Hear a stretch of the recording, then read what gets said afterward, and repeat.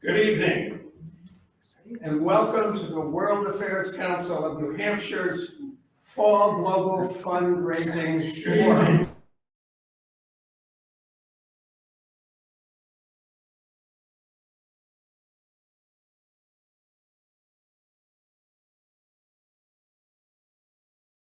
The title of this evening's presentation is Justice for Journalism, Threats Facing a Free Press. My name is Peter Bowman, and I am honored and privileged to be the president of the board. I've been recently elected and have the dubious distinction of never having attended an in-person board meeting because I joined during the pandemic. I have combated this by lining up meetings one-on-one with each board member, which I think actually gives me a much greater appreciation and perspective for each of the board members than if I had attended the board meetings in person and I had not decided to meet with them one-on-one. This is our first hybrid event. And so therefore, I want to welcome those that are in attendance here and those that are watching online. This event will be recorded and available online after the presentation whenever you want.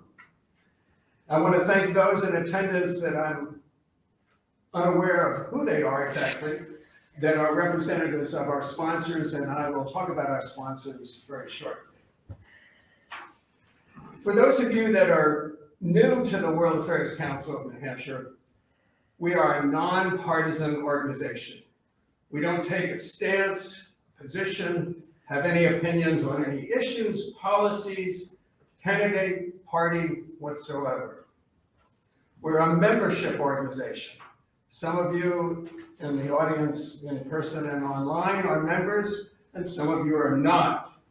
And clearly, those of you that are not yet members, we want you to join us. We are a nearly 70-year-old nonprofit. That's almost as old as I am, but not quite. Our main goal is to help people better understand global issues. Our main product, if you will, is education. Our slogan is, we seek to bring New Hampshire to the world and the world to New Hampshire. I'd like to thank our sponsors, without whom we could not do the work that we do. First is our mission partner, Southern New Hampshire University, or SNU. We would not be in existence without SNU. Let me put it that way. They are our housing, they are our utilities. We really depend heavily on SNU. Second, McLean Middleton and CCA Global Partners are our title sponsors. So that's the highest level of sponsorship, and we will hear from both of those shortly.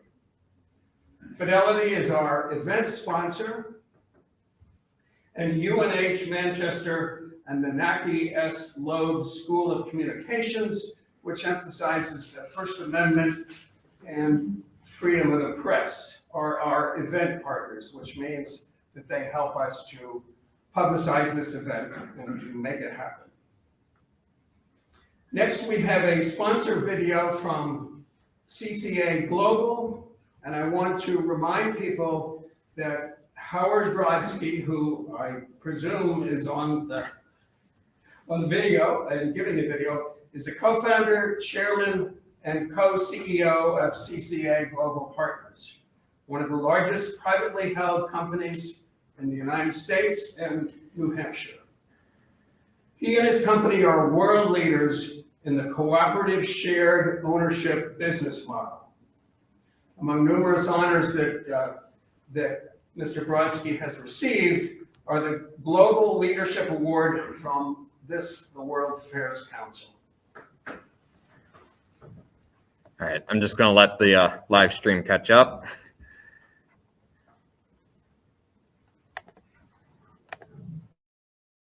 CCA Global is so proud to be a sponsor for the Global Fall Forum event. we think the importance of the World Affairs Council cannot be underestimated. They've done such work in bringing global speakers to our state to talk about the most relevant topics facing our nation and facing our world. And I think we're so fortunate to have the World Affairs Council be an instrumental part of keeping us as informed citizens. And today's subject matter, justice for journalism, could not be introduced at a more perfect time. With over 65 journalists having died last year and the risk to free press being so prominent in our society, we're so proud to be a sponsor of this event, and thank Tim and his entire staff for making this come to reality. Thank you so much. Next, I would like to introduce Jeremy Walker for sponsor remarks from McLean Middleton. Mr. Walker is director of the litigation department of McLean Middleton, a firm which was established in 1919 and is New Hampshire's largest, most diverse law firm with offices in Manchester, Concord, Portsmouth, and also Massachusetts.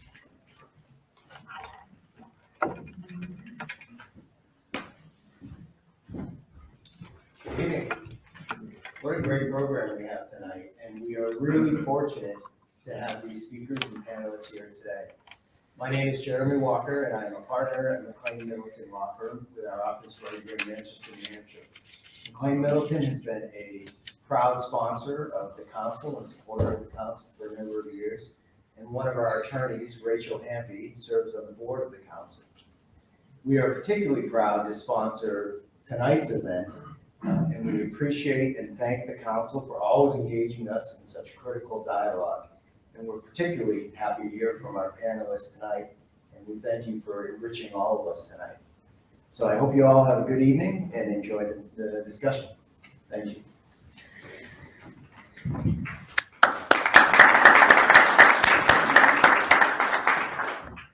Thank you, Jeremy.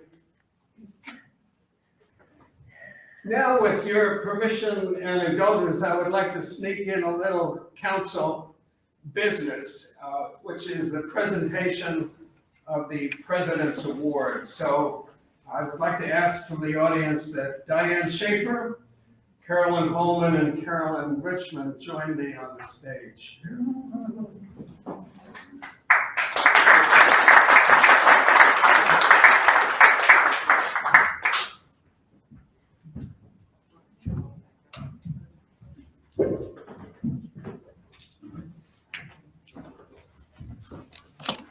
For your edification, the President's Awards are given to those person or persons whom the board president feels has gone above and beyond what is normally required of a board member.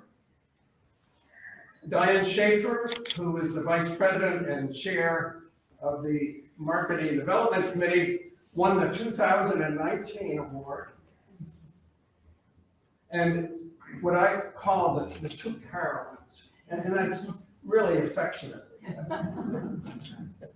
The two Carolines are the co-chairs of the Education Committee, and as I mentioned earlier, education, the bottom line is we are an educational institution, and these two women are, they're the guts of that organization. These three women were presented awards virtually in the past, and Tim and I decided it'd be really appropriate to give you these awards in person. So do I have something? Under the podium. No, here, wow. They should have the names on them, but you can open them up. So the first one is Carolyn Richmond. That's the first one I drew up. It's heavy, so if you need help getting back to your seat with it, let me know. All right. And Carolyn Holman. Congratulations.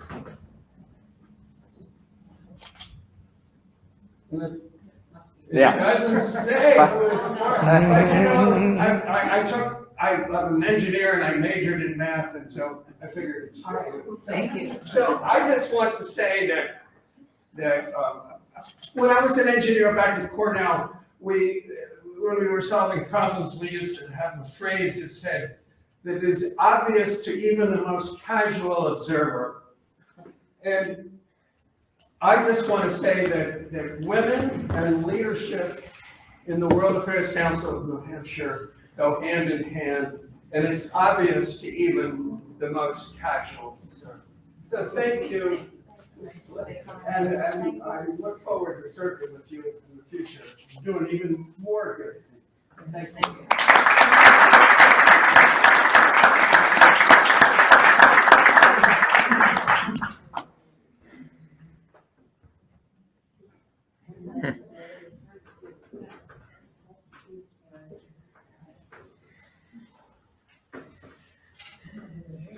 We will now watch a video in support of justice for journalism from UNESCO, which is the United Nations Educational, Scientific, and Cultural Organization.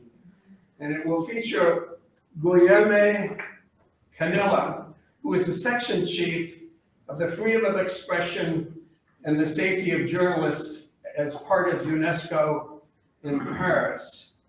Mr. Canella has extensive experience in matters related to worldwide journalism and freedom of expression.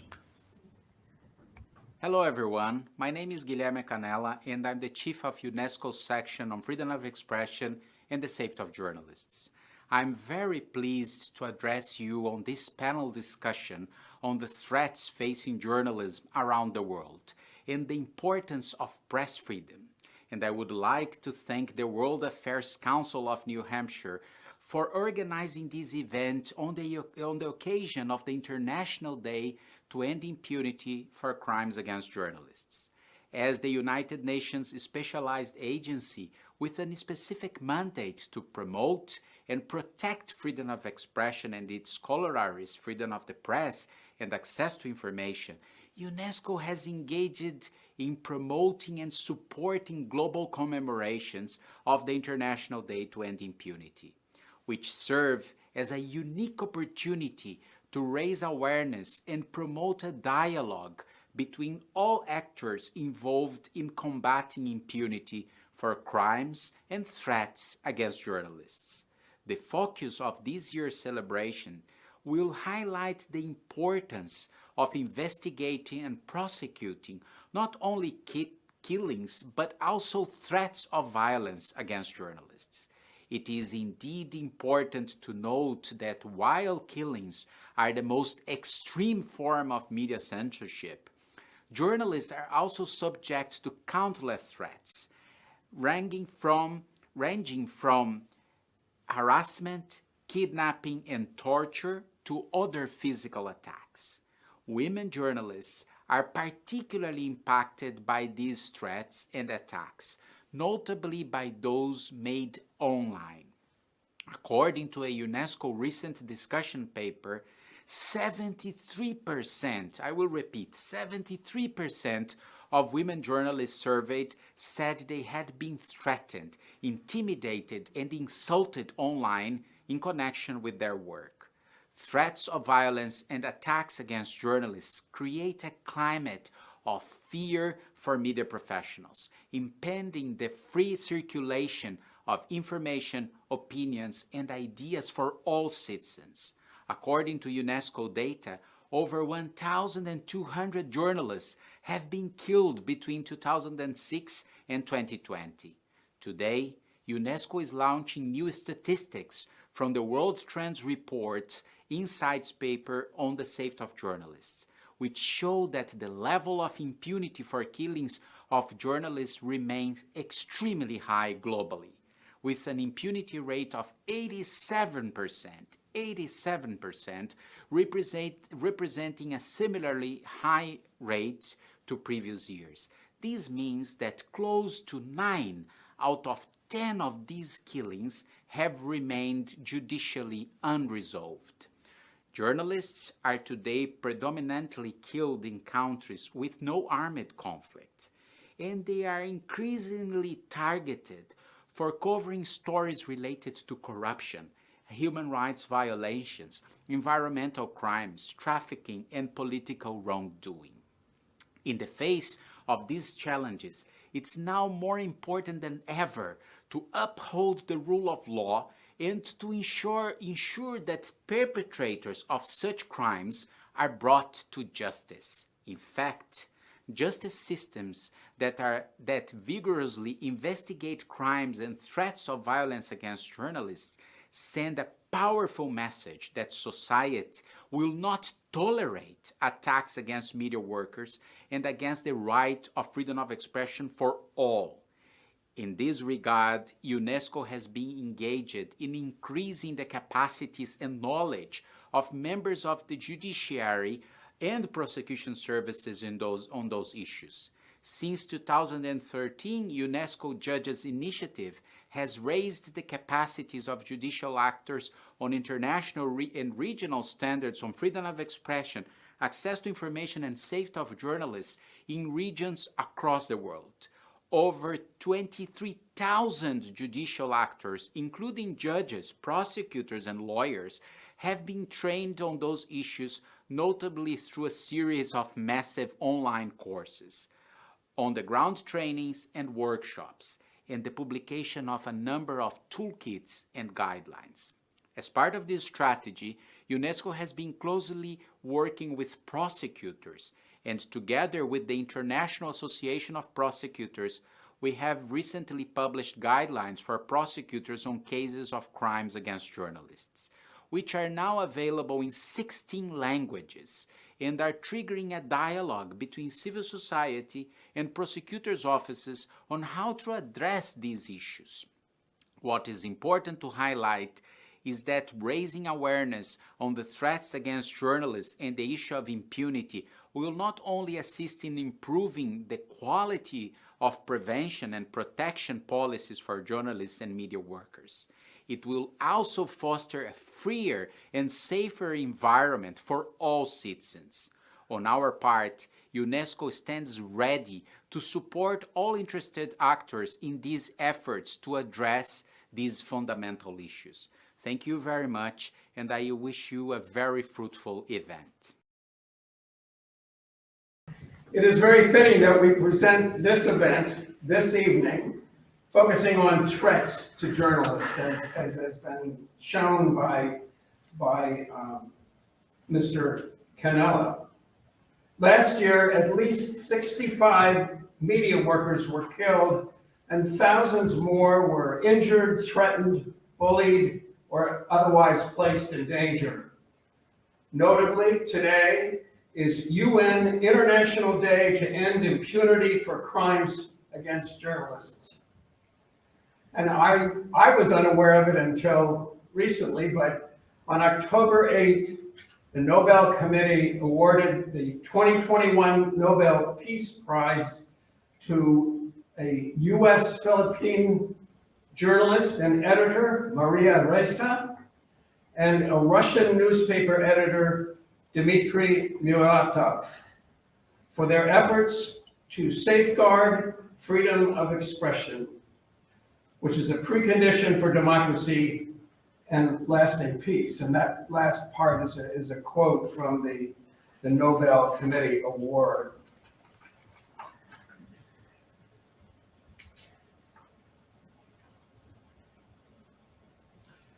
One of the phrases that I have learned from my research into freedom of the press is one which I think will resonate with everybody.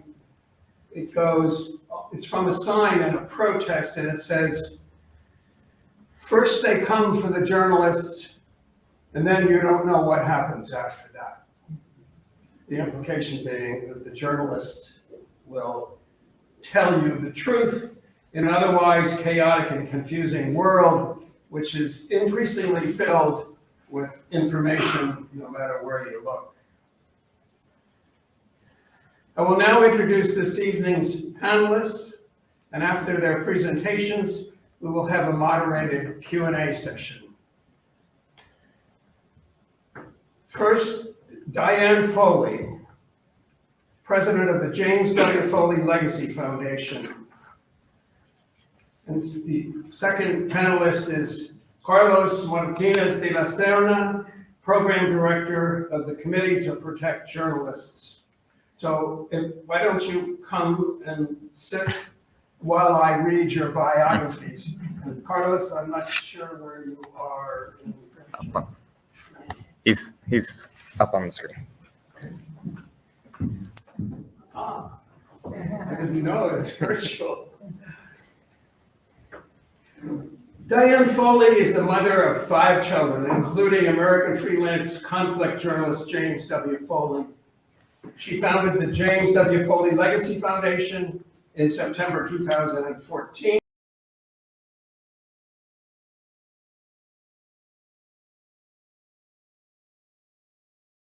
Last night fellow at Stanford University. Panelists, the floor is yours, and I would suggest that Diane, you go first.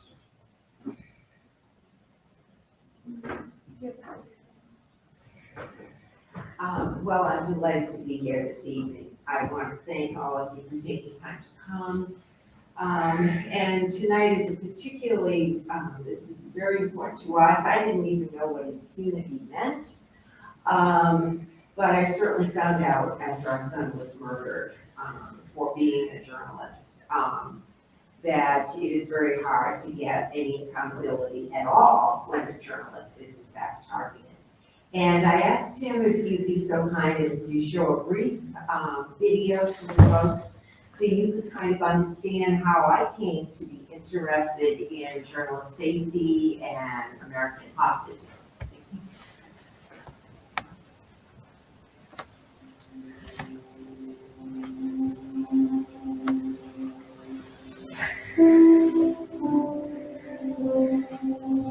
I believe that frontline journalism is important.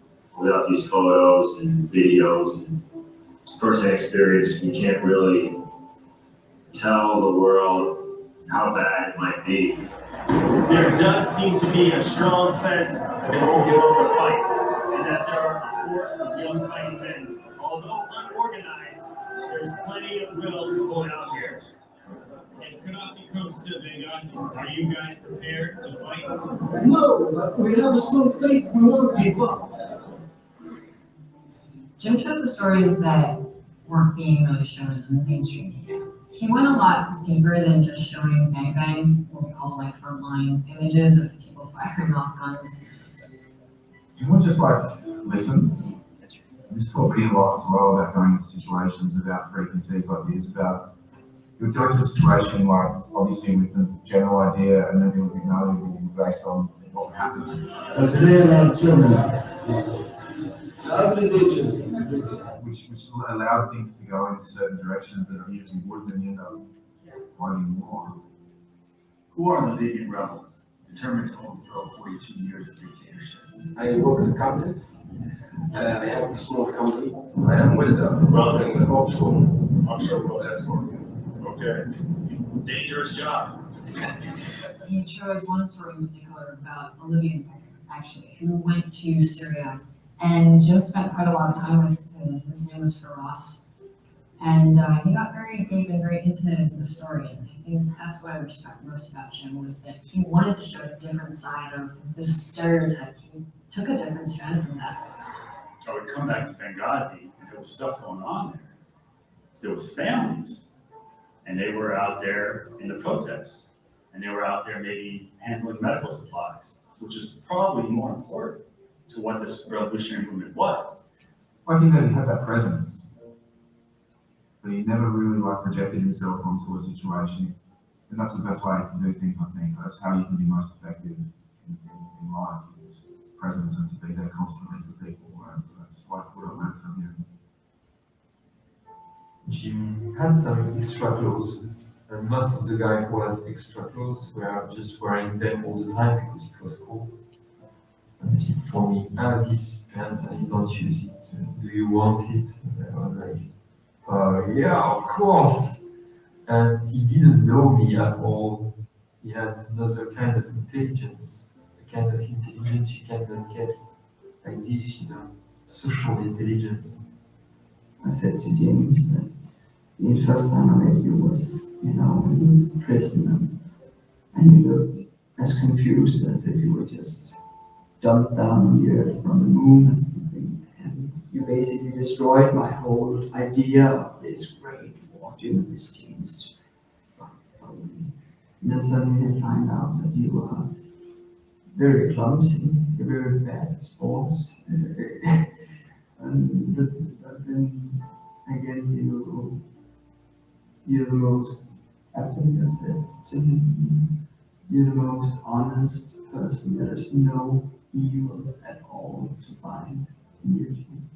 You were pure good, sometimes too good. And I'm really happy that I'm not with you.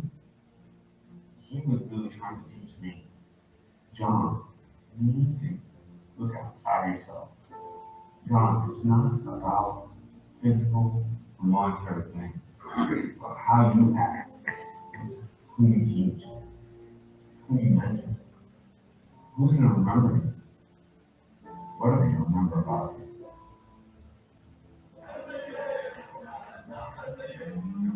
You know, the thing is there's physical courage, right?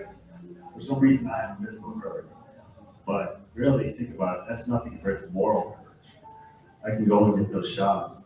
But if I don't have the moral courage to challenge authority, to write about things that are going to maybe have reprisals on my career, if I don't have that moral courage, we don't have journalism.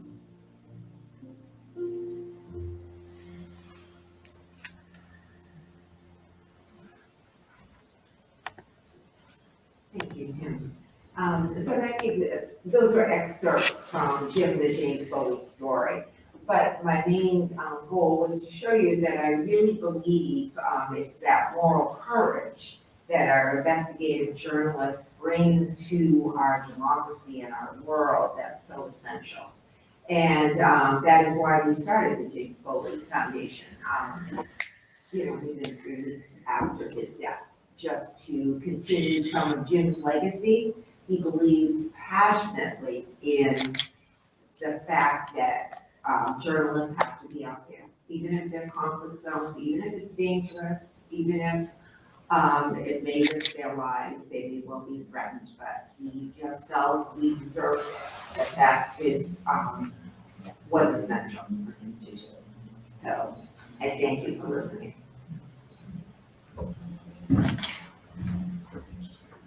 Carlos, are you ready? Your turn. Sure. Can you hear me now? Yes, we can. Thank you. Thanks for inviting me. I'm happy to share virtually the stage with Diane and with Hannah. So today is the International Day to End Impunity for Crimes Against Journalists. That's the name of the day. The day is a result of the concerted effort by activists, organizations of all kinds, including press freedom groups, and families and relatives that play a critical role here in highlighting this issue. So murder could be considered as the ultimate form of censorship, yet most of the perpetrators are rarely held to account.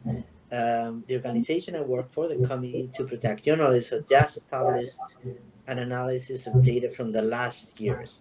And among almost 280 journalists that were murdered during the last decade worldwide, only a few of them achieve some kind of justice, maybe not full justice, but at least some kind of justice.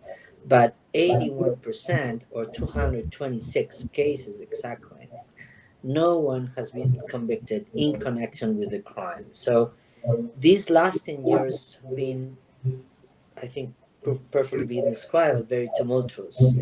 This includes a serious civil war. That includes the widespread protest against Arab governments, Arab Spring of all, in its different manifestations, attacks against media workers by extremist groups and organized crime syndicates. This morning I was thinking about one of them, one of the journalists that were killed, which is Tim Ferrington, a fantastic documentarist who published, among other things, a documentary called Restrepo on the war, or the Afghan war. He was killed, he died in Libya. almost a decade ago, if I remember well. And back then, I think we didn't fully understand in the journalism community what was coming. What was coming was a chaotic frontline war for journalists. Like Syria can be a perfect example of that. And many journalists have lost their lives in the last 10 years, and most of the cases are still unsolved with no justice. That's the day we mark today, and that's the importance. And why is this critical, you might ask, right? And why is this happening? So I'll try to introduce maybe two answers to these, I believe, two critical questions. Why? Because as said, murder is the ultimate form of censorship, and below that, there's a full system that either enables press freedom or hinders press freedom. And with that, as the Nobel Committee said regarding Maria Ressa and Dmitry Muratov, comes the ability also to democracy to thrive, to society to thrive, have itself and have its own voice. And impunity is critical, is to achieve justice, to make sure information keeps flowing, to make sure journalists keep able to do their jobs. But there are a lot of reasons why, in most cases, justice is not achieved. There's many cases, reasons are conflict, political instability, weak judicial mechanisms that perpetuate altogether a cycle of violence against journalists that we need to stop. That's why fighting against impunity is key. Illustrating maybe the endemic nature of this issue, the lack of accountability, we could think of the 12 countries we just published in our impunity index, review of the last year and also review of the last 10 years data, have been on and off in the list in many different places through since we elaborated for the first time this rank in 2008. So there are some places where this is endemic. It shows probably what are widespread distractions or problems in the system.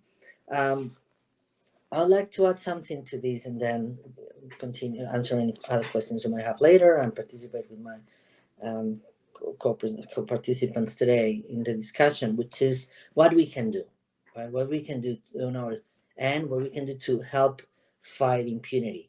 I would say a couple of things. We need to ask for political commitment. We need to ask for support for the families, colleagues of the journalists that were murdered. They are the ones leading always, taking the long-term battle to secure justice. This is a long-term battle that at the end we need to keep putting pressure to achieve justice. It doesn't matter, it should come really early, but we will keep pushing for justice even if it comes years later. And there's one new thing we've launched to put more pressure, which is today also. There's been the first hearing of what is being called the People's Tribunal on Impunity, where we are indicting the governments of Sri Lanka, Mexico, and Syria for failing to deliver justice for the murders of 3 journalists. So that this type of justice is a grassroots justice but aims to bring legitimate evidence to keep pushing for justice in these cases. This is kind of my initial remarks. I hope I'll be happy to answer any other questions and participate in the discussion. Thank you.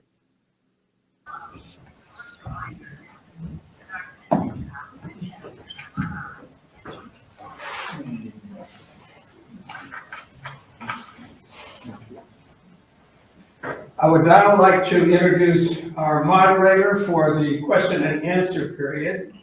Our moderator is Hannah McCarthy, which some of you may recognize and recall from, she is the host of NHPR's Civics 101 podcast. And she is also the author of A User's Guide to Democracy, How America Works. Well, I might have to ask you about how it works, because I have to consult this. Yeah, right.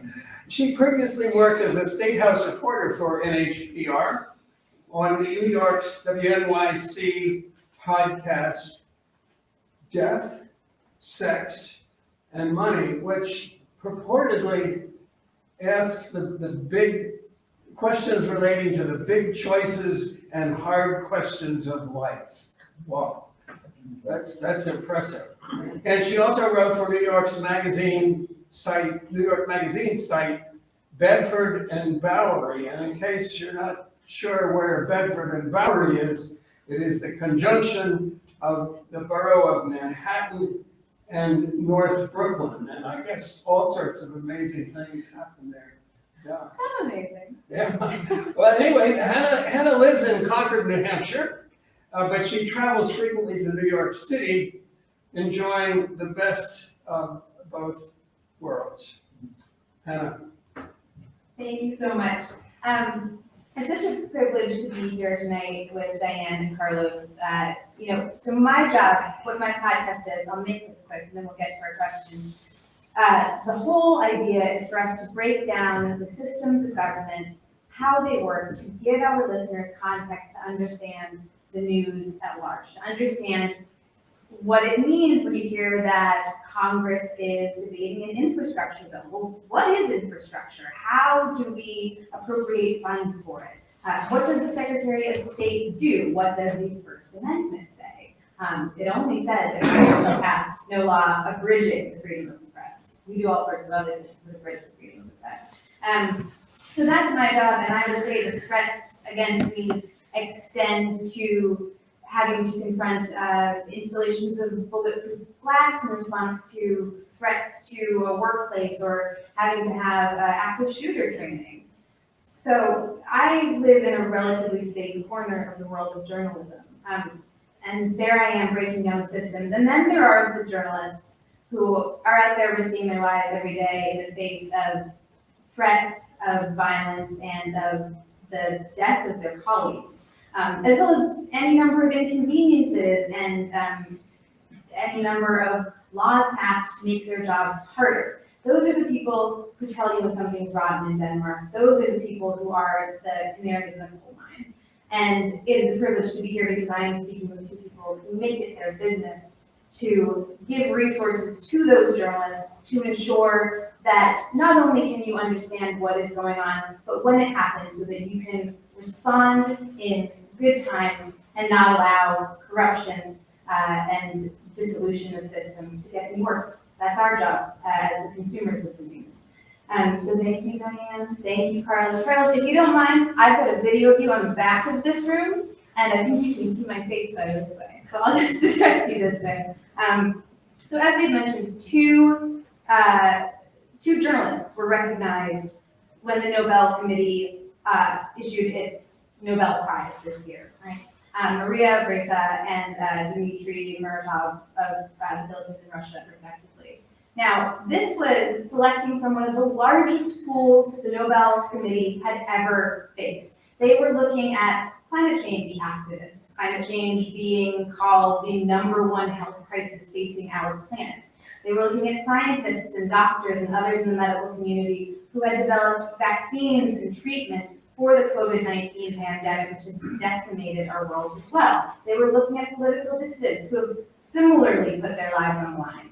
But they chose instead to highlight the preservation of press freedom and those individuals who are dogged in their pursuit of figuring out what systems and what government is perhaps corrupt or is not quite operating the way that it should be operating to further human rights and the simple function of democracies and other decent governments.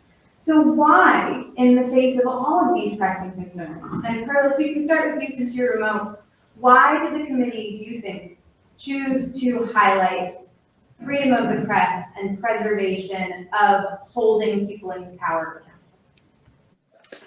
Thanks, Hannah. So I would say that all the issues you mentioned are critical. I think this is a Nobel Peace Prize. And I'm sure the other issues have a lot to say on this, or people fighting those issues, but definitely journalism is absolutely linked to peace. And it's a way of, I think, of highlighting that really close relation and the importance of journalism as we see the world going in a direction that is far from what maybe we envision at some point in recent history.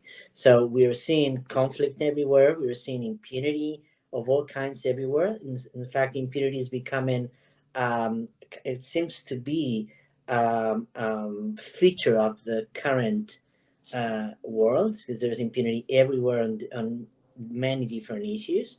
And on many of those things that are closely intertwined, including climate change and even COVID, not as a purely scientific thing, but more as a social event too. We see journalism. We see journalists trying to report on those events, trying to uncover the truth behind those events and bring news and relevant information to the public so they can have an informed discussion. It's definitely critical in climate change to be able to know what's going on and to know where's corruption of any kind, of issues related that you need to try to grasp and understand in order to make informed decisions. That's critical, and also in COVID. So I would say a way of recognizing journalism is making very clear, highlighting its critical role in our societies in many ways that touch on many other critical issues. If we want to build vibrant societies, we need journalism.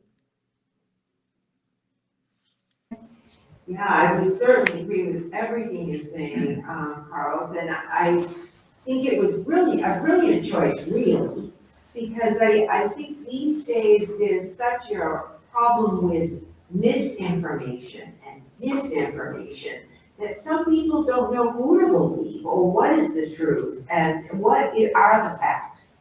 And this is where we vitally need investigative journalists really bringing us what are the facts about the climate change, about the COVID pandemic, all of these things that without courageous journalists who dig for what the true facts of it all, we wouldn't have any answers.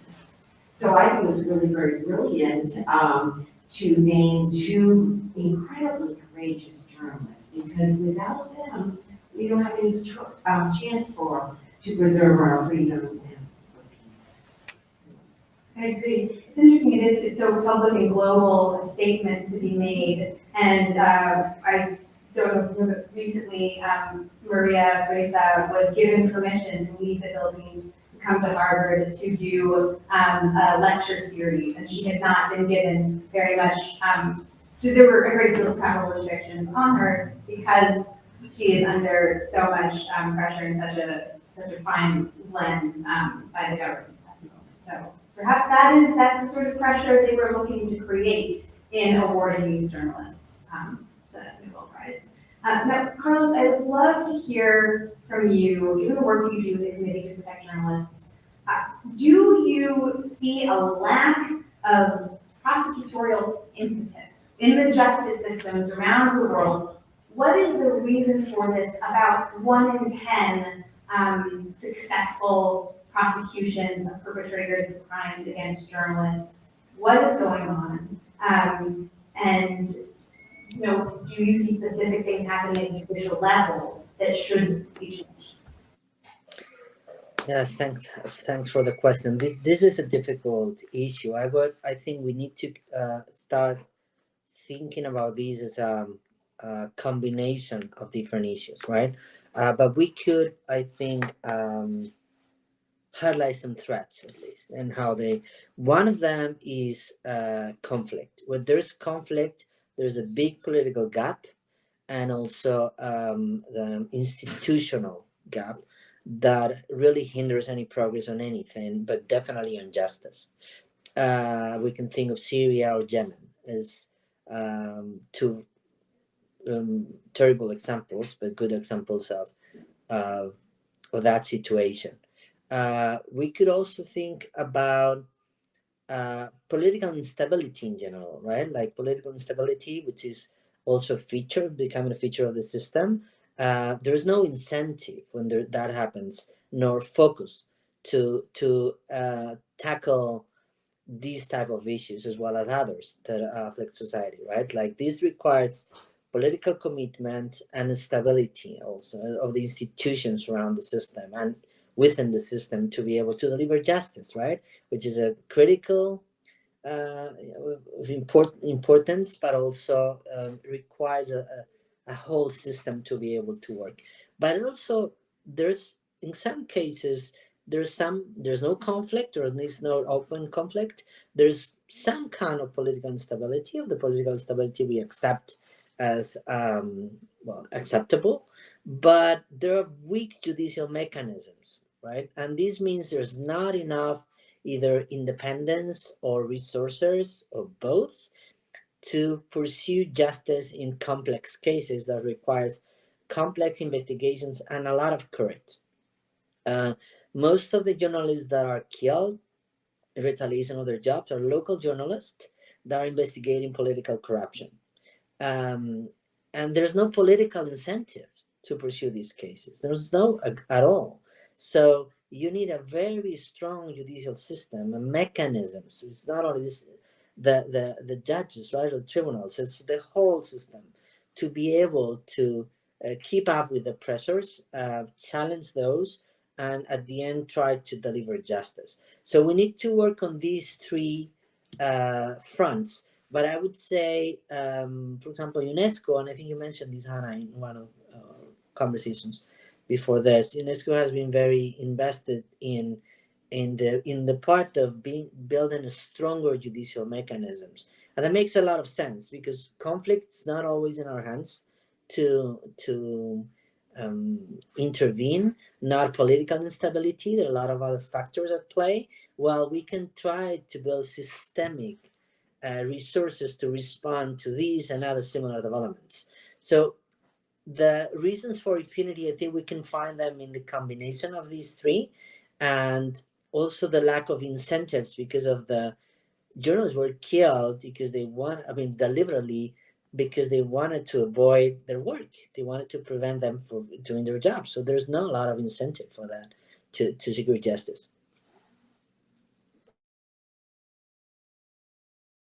Efforts to educate prosecutors when it comes to how to properly respond at the judicial level to crimes against journalists. It's not just a common crime as it's often referred to, but it's a very specific attack. Diane, speaking of impacts in the justice system, I know that you are still in the midst of a now 7-year, correct? 7-year struggle to secure justice in the case of the murder of your son, Jim. Can you share with us what that has been like, what the work of yours and your team has been in that process? Sure, absolutely. Carlos is so right. I mean, around the world, there's such a need for building up justice systems. But what I experienced was here in our own country, and we certainly have a strong justice system.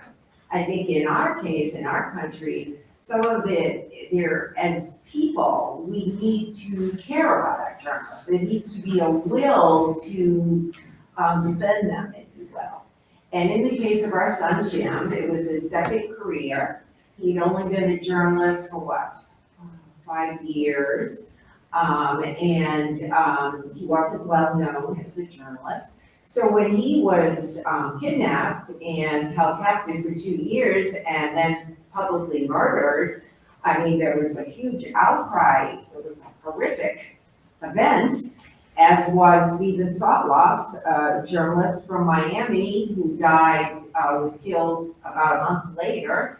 And then Luke Summers, who was killed, nobody remembers dear Luke, who was from the state of Washington, another freelancer, very talented photographer, all three of them American journalists, not well known, but really talented young journalists.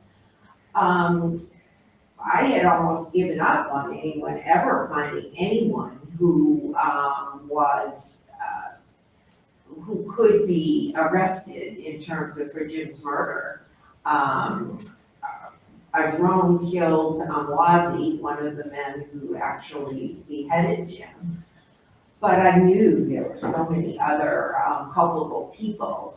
They were just targeting journalists, certainly not just Americans. I mean, hundreds of brave Syrian journalists had been killed during that conflict for sure. But in 2018, the Syrian Kurdish forces did arrest, they located and arrested 2 of the alleged British jihadists who had tortured and kidnapped, tortured, starved, at least Stephen and Jim. And one of them has pleaded guilty already to 8 counts. These men were eventually extradited here last year. But this was through the dogged, incredible determination of our FBI, and ultimately through advocacy for our family and people we knew within the FBI. Just the goodness of people who wanted to see justice served. And the other man, El-Sheikh, will be brought to trial in January of 2022. So, but that's extraordinary. That's one case out of 10, worldwide, that's been brought to justice. So we're really fortunate in that sense. And still, it was such a long struggle for you. I mean, it sounds like did it feel remarkable when that extradition first happened? I Did you just, realize justice would? well, once they were captured, yes, in 2018, then we struggled with actually the United Kingdom, because that administration at the time, the Trump administration, wanted to have the death penalty part of their potential punishment should they be proven guilty, and the United Kingdom wouldn't release evidence if that was the case. So then we spent 2 years of litigation with the United Kingdom. It's a conversation that is so many different justice systems with such varying laws. Now, we're coming up on 7 o'clock. I want to make sure that we give time to our audience to ask you and Carlos questions. So quickly before that, I would love for both of you to share what it is your organizations do and what you see have been the greatest successes as well as perhaps some of the struggles. But really share with our audience what resources you're offering, what work you do on a daily basis. And Carlos, we can start with you. Sure, thank you. So what we do on a daily basis is document and investigate press freedom violations around the world, which happen on a daily basis, unfortunately. So we have a lot of work. Because the reality of the world is that attacks on journalists happen all the time. And based on our experience of 30 years doing this work, we know that the first thing we need is really good documentation. So no one's going to say, is an irony, but no one's going to say they're attacking journalists. They're going to say they're doing something else. We need to bring that information to the front and be very clear about what's happening and when it's happening in retaliation of journalism or a specific journalistic action, right? So that's the first thing, and that takes us most of our time daily. But then we use this information to advocate on behalf of journalists and press freedom worldwide. So that means we're gonna try to secure justice for every single case we are documenting. That time sometimes involves the journalists being detained for, let's say, 24 hours. We want to understand what happened, whether the journalists had access to judicial counseling or advice, all the things that comes with receiving justice, having a fair access and also to be able to keep doing your jobs. But that involves a lot of different cases and different situations that we address every day, and sometimes also with a more long-term change goal, which is kind of our work on impunity. When we realize, or CPA realized, the situation that most of the cases of crimes against journalists are never brought to justice, basically. There's no justice at all. And we had to conceptualize the problem, brought the problem up front to governments around the world, organizations around the world, and tried to come up with some potential solutions and way to tackle the problem. So that's what we do every day. Sometimes it involves, as I was saying, documentation and investigating. Sometimes it involves getting creative in order to be able to raise awareness and highlight the issues of our times as they relate to press freedom. We work with organizations all around the world, and that's a critical part too. We work in a network of local organizations of all kind, and it's very important to collaborate and to work together and to strengthen the whole system during the process. Hope this answers your question. Sexualizing what can seem to some to, I think, possibly be a sort of nebulous social problem that you know has concrete, can be helped in concrete ways, and yet you have to get from A to Z, and in the middle there's a lot of defining and isolating what the problem is. I can only imagine that was a gargantuan task. Thank you for sharing. Diane, I would love to hear about what your organization does. Sure. The Foley Foundation has a twofold mission. So half of our mission deals with actually bringing innocent U.S. nationals who've been taken hostage abroad home. Some of them are, in fact, journalists. But the real heart of our journalist safety first started within a few months of Stephen Sotloff and Jim's murder. A lot of good people, including people from the Committee to Protect Journalists, Reporters Without Borders, many media companies started to say, what are we going to do about these freelance journalists? How do we protect them? I mean, staff journalists, might have a security team or insurance and that kind of thing, but freelancers often don't. So what they all gathered at Columbia University actually in January of 2015, and we decided to start an alliance for culture of safety that is geared towards freelancers, because the bulk of journalists worldwide these days are freelance journalists, and who often don't have access to safety equipment, courses, equipment, as I said, insurance, basic insurance, and security experts. So what this alliance does, it's actually a worldwide alliance, and the Foley Foundation is part of it, Committee to Protect Journalists, many, many others, media companies from all over the world. Our goal is to make journalist education, equipment, and insurance available for freelancers. The other part of what we do though, is we developed a undergraduate and graduate curriculum.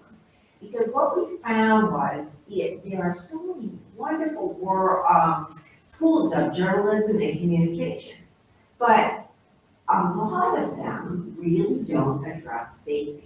And that was rather appalling to me because I was a nurse, I had no idea, but we've seen a lot of that. So we decided to create this free online preventative safety curriculum. And currently we're doing a pilot project out in Milwaukee. That's Jim's alma mater at Marquette University. We have it embedded in all 4 years of their undergraduate program. And we're hoping to spread that more and more because we've become very passionate about the need for not only talented journalists, but for journalists to be savvy about how to protect themselves online, how to do risk assessments whenever they get a job to do, to assess the risk. What kind of risk will it entail? So we become very I so appreciate that because I went to journalism school and, we had ethics classes, how to conduct yourself as a journalist when it comes to how you are reporting and upholding the truth. But no one ever told us how to stay safe. And it certainly is a baptism by fire. Either you learn by feeling unsafe, or you learn by hearing that a colleague felt unsafe, or an event happened somewhere in the world, and you learn, well, that's not something I have to fear as a journalist. And as I said, I have a comparatively quite safe job in journalism. There are still many lessons I could have stood to learn prior to entering this field, so I greatly appreciate that. I'd love to open things up to the audience. This is always my favorite part. So anyone who has any questions, please.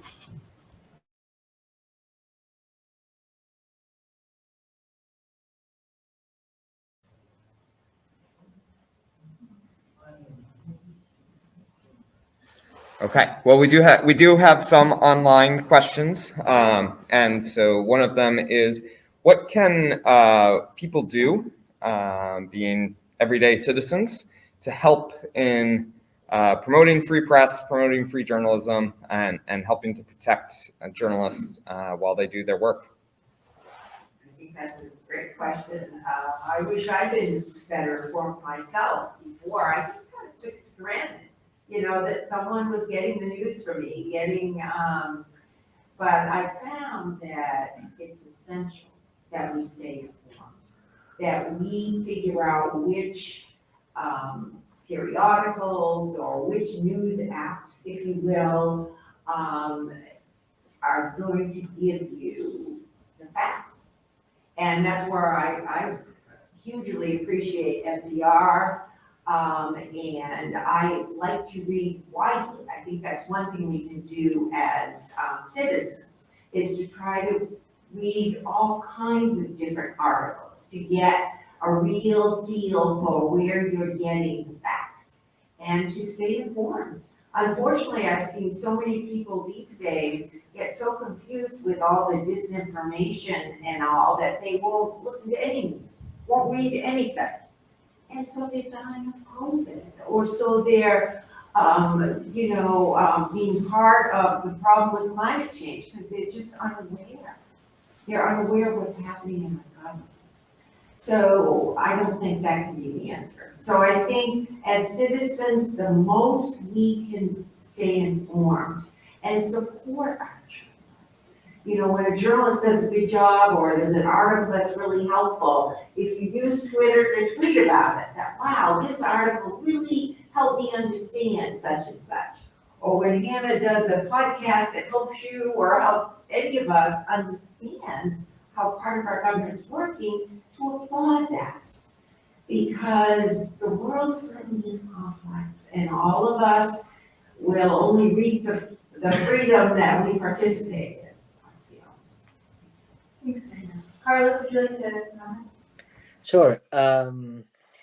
We can do a lot actually to help improve or make the world a safer place for journalism. And we can start by treating journalists with respect, by encouraging a civic discussion on journalism. It's absolutely fine to criticize journalism, to point shortcomings, but having in mind that critique is meant to, goal is to improve the thing, not to undermine. And we cannot encourage a rhetoric that criminalizes journalism, as we've seen in this country very prominently with the last administration. We cannot use social media to harass journalists, which affects mostly women and minorities. All those things are creating a less safe environment for journalists that sometimes has direct implications, direct for the personal safety. So we can do a lot by doing the opposite, by engaging in civic discussion, recognizing the work, promoting constructive critique of journalism in order to improve it as part of a vibrant democracy. And definitely we can do it. We can also support local stations or local news organizations. We can subscribe to a local newspaper. We can engage with them, send them letters when we don't like things or messages. But again, having in mind the idea that it's a collective good. We are building something together, and journalism is part of that good. And we want to keep it in a way that it can thrive and not undermine it. That reminds me of, please, I would love to hear from the audience. I'll say as the mic is coming through, it reminds me of something that Dmitry Muratov said after he was awarded the Nobel Prize. Said, or perhaps it was just before, but that something to the effect of, the fight against the media is not the fight against the media. The fight against the media is the fight against the people. Because in undermining and actively seeking to stop the press, what you are doing is stopping your access to information and truth, which I just find the most compelling argument for, at the very least, not attacking the media. Certainly critique us, absolutely, as you said, Carlos, but work in concert with us and let's keep the truth preserved and democracy preserved together. Please.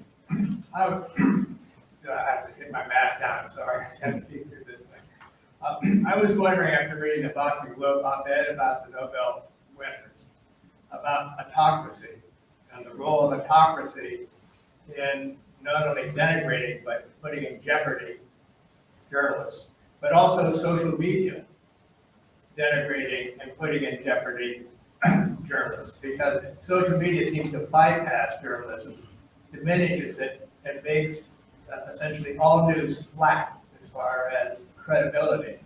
So I'm wondering how journalists themselves are going to fight against these trends that tend to diminish their credibility and status. Autocracy, the press as the enemy of the people, fake news, social media. I can tell you that it's quite difficult. And even for me, who is not directly in conflict with individuals in my job, not that journalists are directly in conflict, but I put it against it. I still. Sorry. Oh, that's all right. I still feel that little prick of fear every time it seems that the work that I have fact-checked thoroughly and reported out totally is questioned simply on the basis of my being a member of the media and in this notion that we are inherently to be distrusted. In terms of, I can only speak for myself. So what will I do? I will continue to report things out for everyone who writes into me and tells me that I'm wrong. I will attempt on any attempt to engage in conversation with them. I want to talk to these people. And more often than not, when I actually engage with someone who is curious about, now this is a podcast about the systems of government. It's pretty, it's a primer on government. It's civics 101. People still get angry. But it's so wonderful once you cease to be the media, and I'm Hannah McCarthy, a journalist who wants to speak with you and have a conversation about why do you think what I fact-checked is incorrect? And perhaps you have a wonderful perspective that's only going to make my journalism better and make me more accessible to an audience. That's the kind of work that I want to do and will continue to do. And then really hope that organizations like the Committee to Protect Journalists and the Foley Foundation are able to do their work. I can't lobby. That's unethical. That's something I actively cannot do. But others can, and others can work to preserve freedoms of the press. But I would love to hear from Carlos and Diane what you believe perhaps journalists can or should be doing. Carlos? So can you repeat that, Hannah? Because I hear the question or the comment from one participant of the autocrats, but exactly what's your question? Sorry. I believe the question was, in the face of autocracy and disinformation on social media, basically what's the plan for journalists? Sorry, I got it. Thank you. So I think to put a little bit of context to the situation, let's say 15 years ago or so, there were many, there's a lot of research and publications on the playbook of what we could call a new breed of autocrats around the world. So the previous generation, autocratic leaders, favored certain strategies to undermine the media. Those included direct confrontation, often including violence. Then a new breed of autocrats decided that wasn't that effective. It gave them a lot of bad press, which is a kind of an irony, and also it wasn't that effective. So they resorted to different type of strategies that included more media manipulation, legal harassment, and control, trying to control or take over the media through government bureaucracy and different strategies like that. And then social media came. And then they realized also that through social media, they could also undermine journalism, basically, by not only spreading propaganda, but making very difficult to differentiate between real journalism or information and basically invented one. I don't like the terms fake news because it's been used for political gains and not for improving the society. But basically, those are the real fake news, the ones that are created to disorient, to confuse people. That's the context for social media. Maria Ressa, the Nobel Prize, could talk at length about her experience in the Philippines and how social media is being weaponized by state actors and not state actors to basically undermine the email journalism and important public service journalism. So I think that's the context that we are dealing with. It's extremely difficult for also at least one other reason, which is safety of journalism is a continuum that involves the physical and digital. Those are not disconnected. What sometimes starts as online harassment continues in a physical way, sometimes explicitly through doxing and similar things, and others by making also the life of the journalist basically breathable, right? So they're pushing people out of business, basically, but not directly, not by direct confrontation, not by open violence, but by all these means. And in this context, is how social media is weaponized. We need to start by documenting those things, clearly identifying the issues, denouncing them, and engaging with all the different components, including social media platforms, so they take responsibility on how their platforms are being used sometimes, not just to harass people and undermine the journalism as a part of democracy. Well, I think you're right on, Carlos. I think that was an excellent question because I think it is one of the big crises of our time, to be honest, that you as informed people who bothered to come to something like this, you folks are some of the essential members of your community so that we can continue to know that there is such a thing as facts and there is truth and that we need great journalists to get it for us, to investigate it for us, we need to read about it and care about and recognize that how essential the free press is to our own freedom. So I think it's one of the big challenges of our time. I really do. And I think that's why the Nobel Prize is so appropriate. We've got a number of questions online, so I can go there. Brian is asking, and I like this one because it shouts out our social media post from earlier today, that we tweeted out that there were 65 different journalists killed last year. We see these events similar to Belarus, where journalists pulled off the plane. And one of the tweets or one of the questions here is that what does it matter? Why is it so important for people to care about journalists in other countries? What's going on in other countries? When we have so many issues here at home already.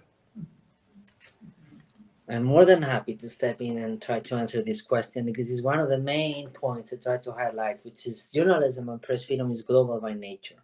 So there are no borders. Those borders where I think, it is a personal thing, often are just conventions. In case of press freedom and journalism, they don't exist. What happens in neighbor countries, but in also for countries far from here, are very important for U.S. citizens' well-being, for the state of democracy, for the progress in terms of other country. You could even address this in a very selfish way.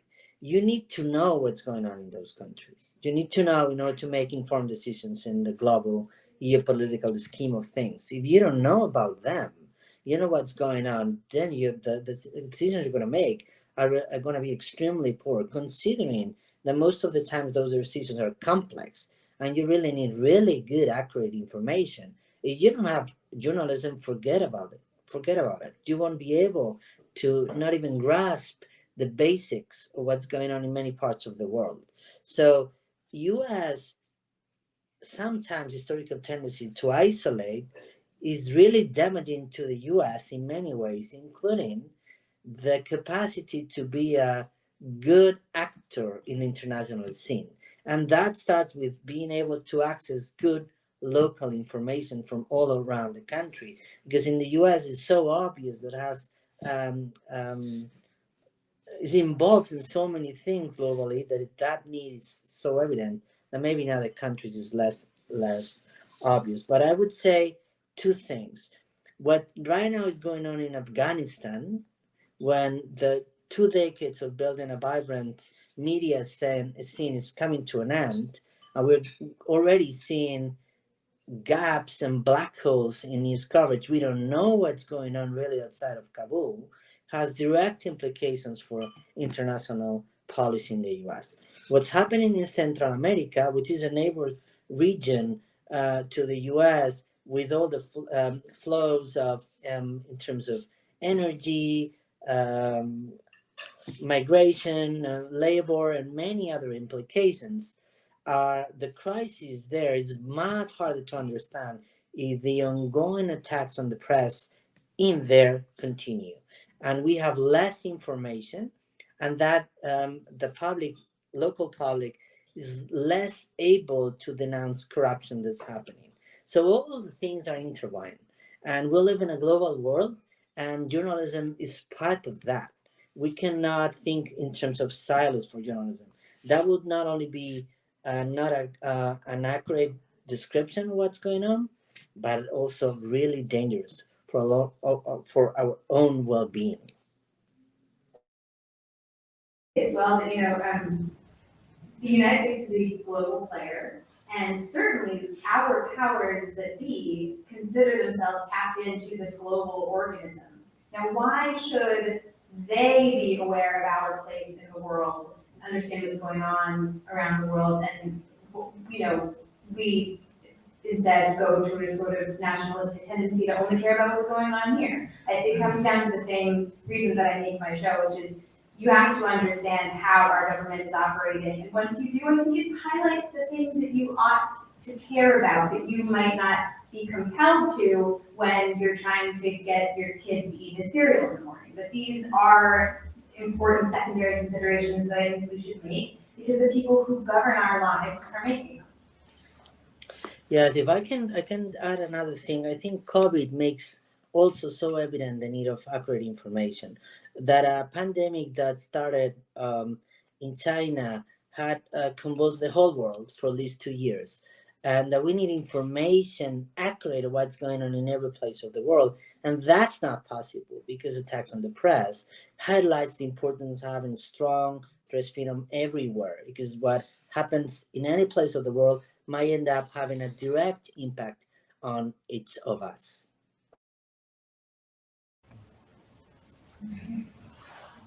Okay.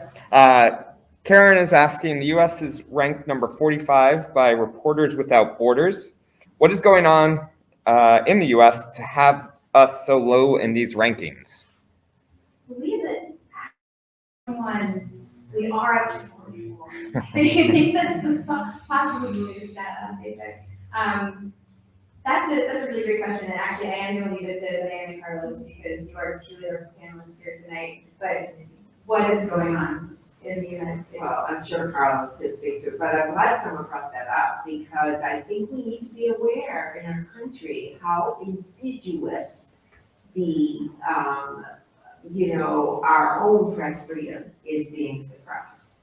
Through this confusion, through the disinformation, misinformation, through more and more people not wanting to be informed because it's so confusing, that I think it's a very subtle way that our own press freedom is being denigrated.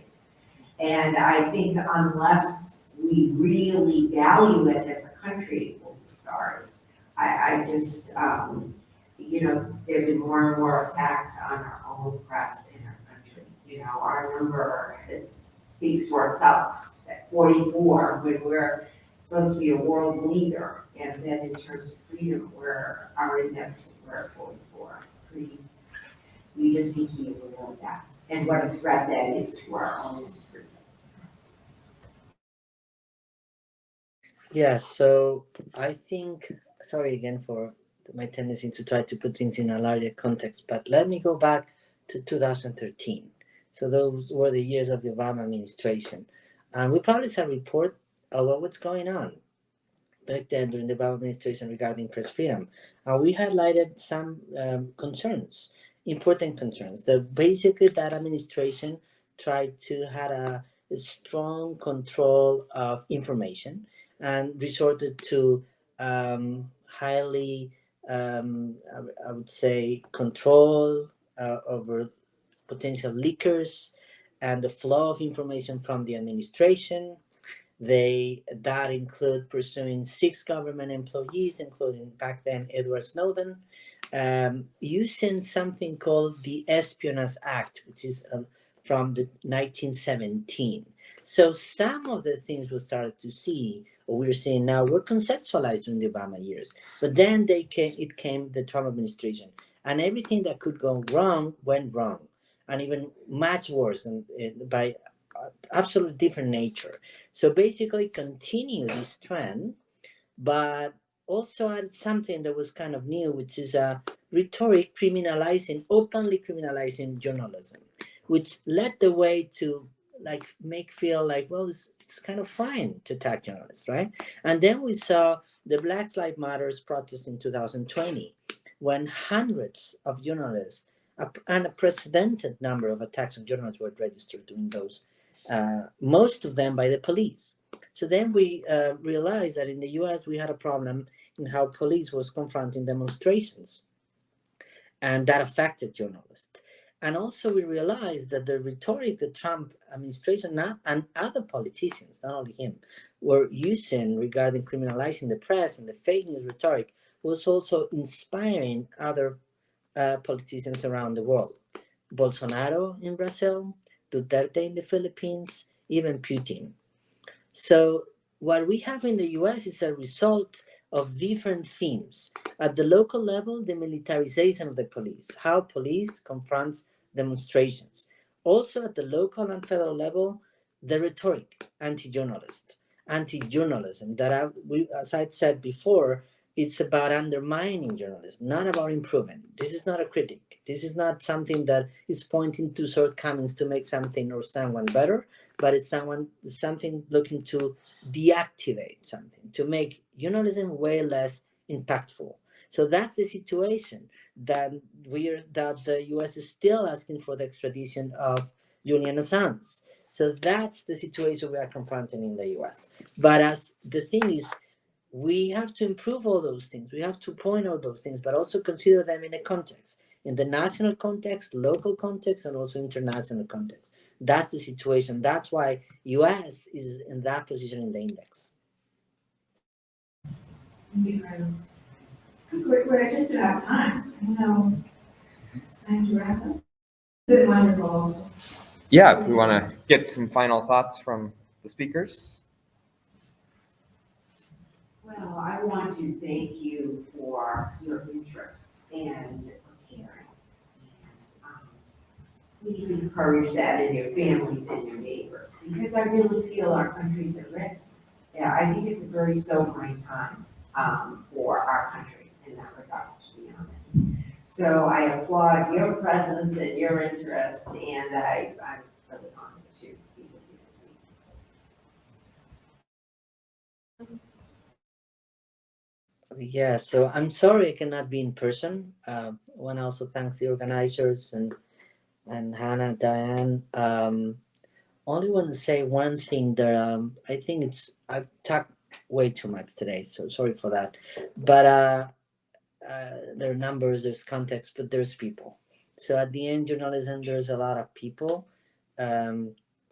with their daily routines and acts. They are defending freedom and democracy. So let's not forget that. The fact that there are so many people online engaging, so many people being here tonight. It is also election day for those of us who have forgotten. It's not a midterm year, so it's not very big, but this is a wonderful day for me, both because of the International Day to End Impunity for Crimes Against Journalists, and because I truly believe in this democracy, and I can assure you that as a journalist, that is my utmost commitment, and my goal is to help others to preserve it as well. And thank you all very much for being here.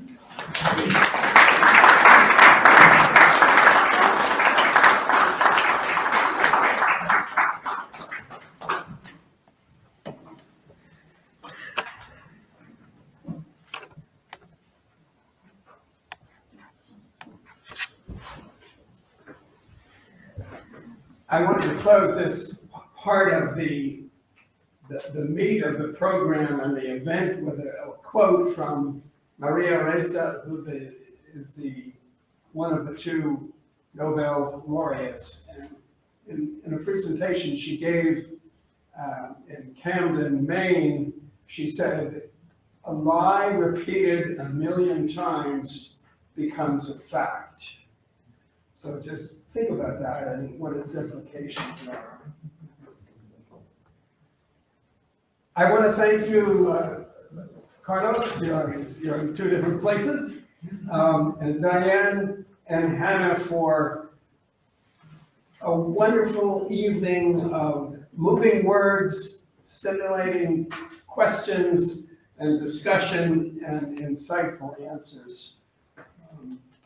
We are really deeply indebted to you for all your work and what you do. I want to thank our wonderful sponsors, donors, and attendees, both online and in person. I want to ask those that are present, either online or in person, if you're not already a member of the council, we need you, we want you. Please sign up. You can either sign up with our Executive Director Tim or Larry over in the corner, or you can do it online at your leisure whenever you can. And finally, I want to highlight our next hybrid event, which is November 10th. It is called Going Digital, Foreign Policy in the 21st Century. That sounds kind of intriguing. And the presenter is Elmira Bayrasley from Bard College, and the event will take place at the Manchester Public Library. And of course, online because it's a hybrid event on our website. The subject deals with the rate of technological improvement and changes which is ongoing, and governments around the world need to adapt to that change. Elmira's talk will focus on the ways in which diplomacy must transform to meet these challenges. She has worked in the past with such notables as Madeleine Albright and Richard Holbrooke, and is also an expert, interestingly enough, in international entrepreneurship. And her presentation promises to be lively and interesting, and of course there are all sorts of questions which people will ask both online and in person. I hope to see you on November 10th. Enjoy the rest of the evening. Thank you.